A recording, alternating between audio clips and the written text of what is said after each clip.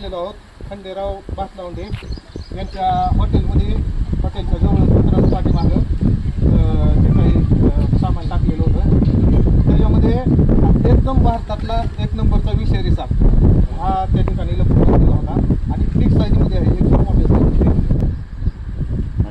बघा एकदम काळ्या कलरमध्ये, काळा असा पोलादी कलर आणि असं पांढऱ्या टिपकीचा असे लाईन. बरेच जण असं काय असं होते कवड्या, आपण कवड्या म्हणून कवड्या बिघडू शकतात.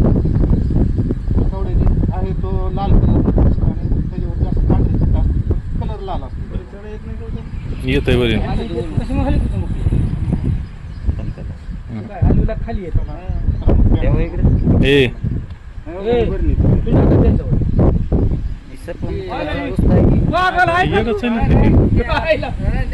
ते बरं नाही का तिथं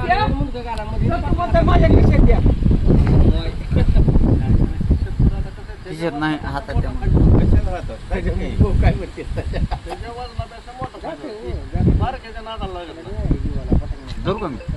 सारखं बाजूला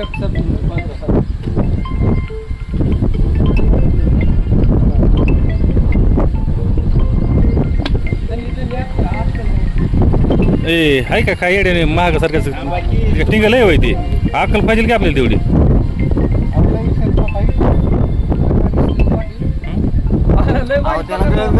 तुम्ही गावभर गावभर हिंडलो असतो गळत घालून.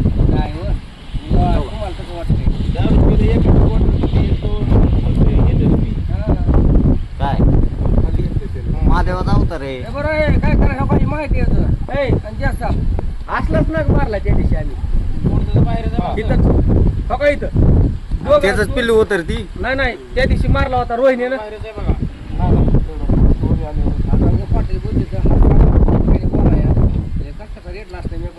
घ्या आता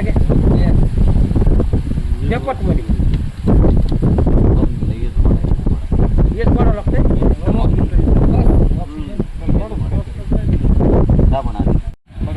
मन्यार आपण या ठिकाणी रेस्क्यू केलाय आणि मी सुद्धा आता म्हटलं की पहिल्यांदा जेवढे माझे व्हिडिओ आहेत यूट्यूबला मी हातानं पकडलेला कधी दिसणार नाही. मी तुझ्या आपल्या स्टिकनं किंवा चिमट्यानं त्याला पकडलेला एवढा विचारी साप आहे. एक वेळेस बरोबर हातावर आला तर 100% दंश करतोय आणि ह्याची लक्षणं त्याच्याविषयी तर मी माहिती दिली. आज या ठिकाणी त्यांनी लक्ष देऊन थांबले आणि त्याच्यामुळं हॉटेल असल्यामुळे इथं भरपूर रहदारी आहे आणि हा सापाला सगळ्यात महत्त्वाचं त्या ठिकाणी दिसला आहे कारण की लई डेंजर आहे मी सांगितलं आणि रात्री बाहेर पडतं हॉटेल बरेच दिसायला चालू राहतं रात्री आणि गिरायचं ही बाहेर इकडे तिकडं बाजूला म्हणून गेलं तर आज भेटलाय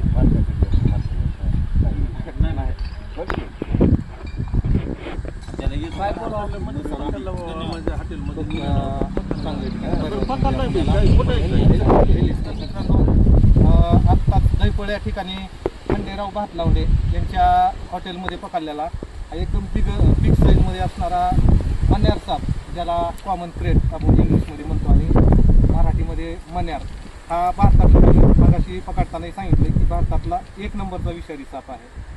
जरी साईजनं बारीक वाटला, मोठे आपण कोबरा बघतोय, धामण बघतोय, असं यांची साईज भरपूर मोठी राहते, परंतु ह्याची साईजनं हा फुल साईजमध्ये आहे. आता एवढ्या साईजमध्ये दिसतोय आणि बरेच जण काय होते कोबरा फणा वगैरे काढतोय त्याच्यामुळे त्याला घाबरतात, परंतु ह्या साप फणा वगैरे काढत नाही, दिसायला कोबराच्या तुलनेत छोटा दिसतोय म्हणून ह्याला लोक घाबरत नाहीत.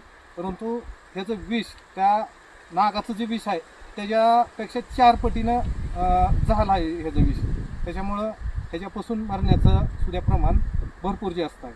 आणि त्याची साईज बघू, साईजवर जाऊ नका किंवा खाना वगैरे काढत नाही ह्याच्यावर सुद्धा जायला नाही पाहिजे, कारण की आहेच ह्याला सायलेंट किलर सुद्धा म्हटलं जातं. एकदम सायलेंट शांत राहतोय आणि मगाशी सांगितलंय की फक्त रात्री बाहेर पडतोय, शक्यतो रात्री बाहेर पडतोय आणि आपल्या ज्या अंतरुणात येण्याची सुद्धा ह्याची शक्यता जास्त असते, कारण ह्याला उबदारपणा जास्त पसंत आहे.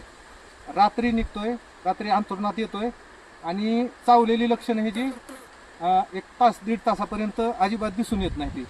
एवढं कारण होतं मित्रांनो हे म्हणजे मरण्याचं. आणि सगळ्यात महत्त्वाचं जे विषारी साप आहेत, घोणस आहे, घोणसचे 1 इंचापर्यंत लांब दात आहेत. मण्यार आपलं कोब्रा आहे, त्याचे दातही मोठे आहेत. परंतु हा विषारी साप एकमेव असा आहे ह्याचे छोटे दात आहेत. आपला जो डास असतोय, जो मच्छर असतोय, त्याच्या सुंडीसारखे छोटे छोटे दात आहेत. रात्री आपण झोपीत असताना जर यानं दंश केला तर आपल्याला झोपीत असल्यामुळे वाटतं की मच्छर वगैरे काहीतरी चावलं असेल. आणि त्याची लक्षणं थोडा उशिरा चालू होते, त्याच्यामुळं ती लक्षात येत नाही आपल्या काय. तरी ज्यावेळेस आपण पावसाळ्याच्या दिवसात, इतरही दिवशी समजा, आणि जास्त करून पावसाळ्यातच शेतात वगैरे किंवा घरामध्ये झोपतोय, त्यावेळेस आपण उंचावरच कोटा असन, आपली बाज असन शेतातली, अशा उंच ठिकाणी झोपणं गरजेचं आहे. शक्यतो वर साप हा येऊ शकत नाही.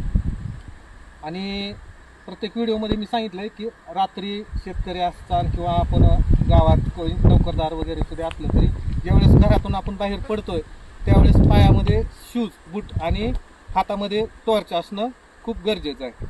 चला तर मग जास्त वेळ न घेता आपण ह्या फॉरेस्टमध्ये ह्या सापालाही रिलीज करू.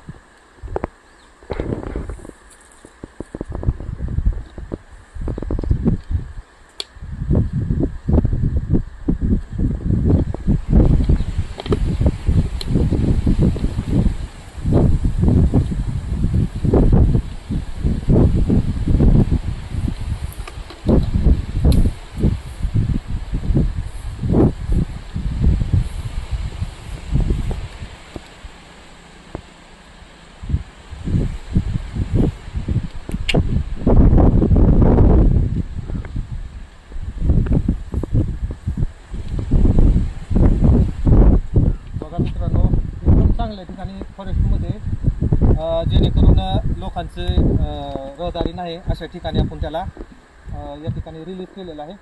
चला तर निघूया, भेटूया पुढच्या व्हिडिओसोबत. जर व्हिडिओ आवडला तर लाईक, शेअर आणि सबस्क्राईब करायला विसरू नका.